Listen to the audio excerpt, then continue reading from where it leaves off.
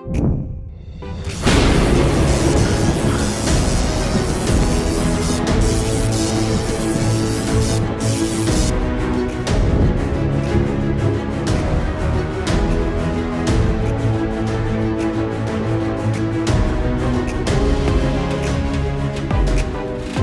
are the top 5 questions you guys have asked about protein powders and the answers that you'll want to know.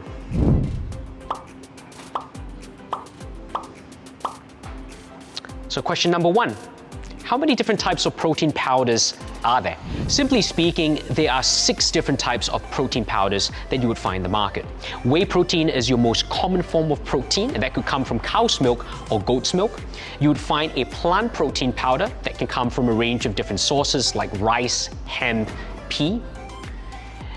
You would also find a protein powder that could come from egg white, so albumin protein. The next protein powder you could find is hydrolyzed beef protein.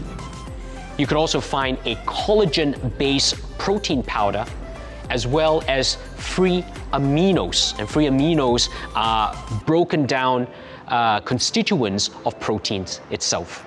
So 6 different types of proteins that you could find. Now the second question is, when is the best time to take one of these, a protein shake? Now the best time to have a shake is around your workout. So we typically call this peri-workout nutrition.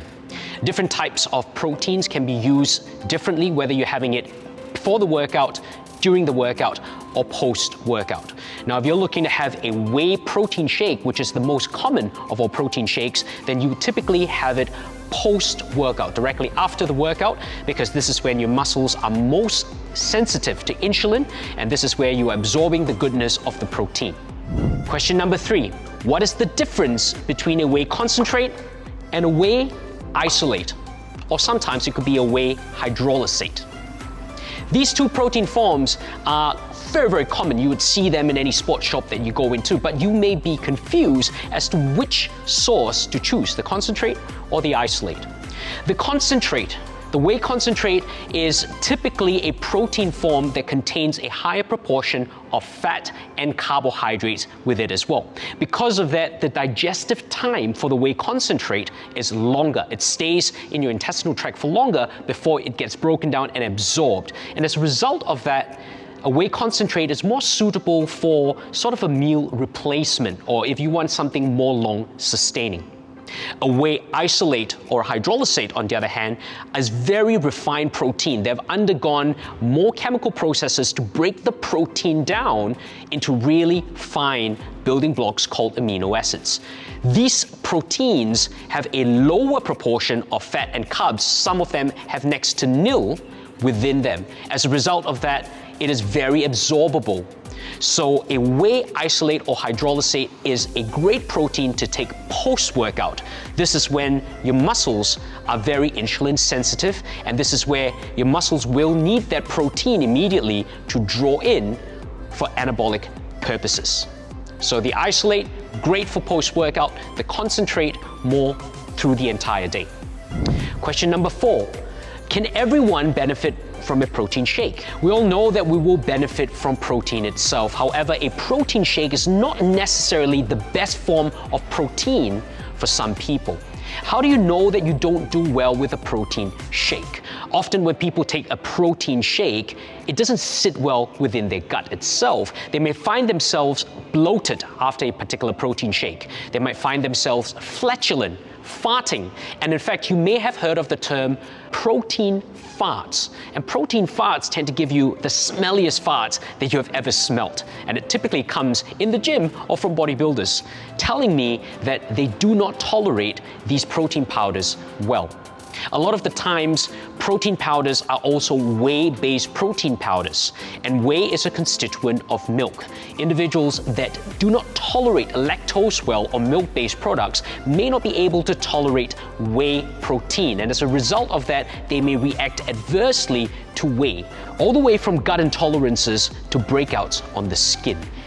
So what do you do if you cannot tolerate a whey protein powder? The simple answer is stay off whey completely. Doesn't mean that if the person at the gym tells you that whey is good for you, that whey is actually good for you individually, because you may react to it very differently from the person next to you. An alternative to whey is using a plant-based protein powder. You'll be able to find a fortified plant-based protein powder in the market. A lot of them will come as either rice protein, pea protein, or hemp protein. A better plant-based protein powder would have a mix of these different types of protein to support your amino acid profile. So find a good plant protein powder that you can utilize as opposed to a whey protein powder. Alternatively, if you can find a good whey isolate that is lactose-free, making sure that it doesn't affect your inability to break down lactose, that's also another option that you can go for. Question number 5. Instead of a whey protein powder, could I choose to have a BCAA powder or a branched-chain amino acid instead? It's a great question, and the question is asked on the premise that BCAAs, or branched-chain amino acids, are more superior in creating results, allowing your body to build more muscle by taking BCAAs. Now, this is simply not true.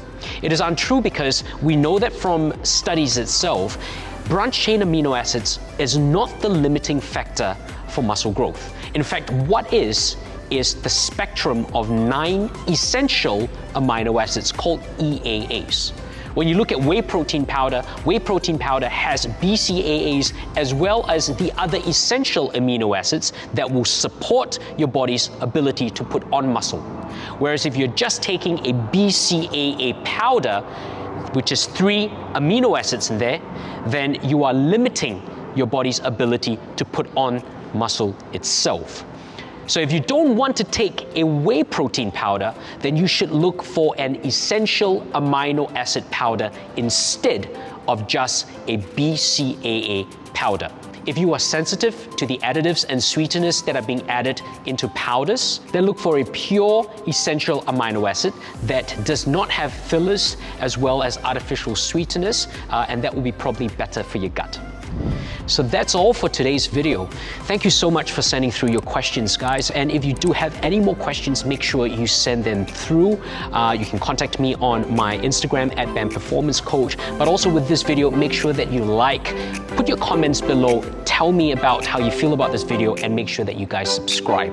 I'll see you in our next video. Thanks for watching.